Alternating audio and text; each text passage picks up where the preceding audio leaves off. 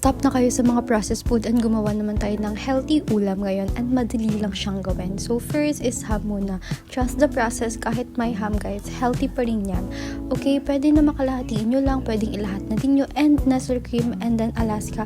Any kind of milk naman pwede nyo gawin, and nahulaan nyo na ba? Yes, ang gagawin natin ay sipu egg or yung tinatawag natin creamy mixed vegetables. Inuna ko na stir fry yung ham para di na tayo sayang sa pan. Diba? And anyways, naglagay ako ng butter. Naglagay pala ko dyan ng onion and ng bawang. Hindi ko na lang din nalagay. So, lang muna natin yung garlic.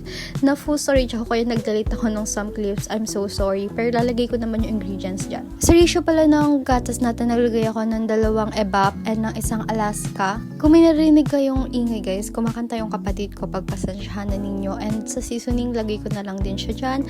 And yes, masarap siya. Pero hayaan nyo lang na medyo lumambot yung gulay natin. Add nyo na yung ham. And then, yung quail eggs natin. And just let it simmer naman para mag-incorporate yung gatas sa kakalagay lang natin ng ingredients. And we are done.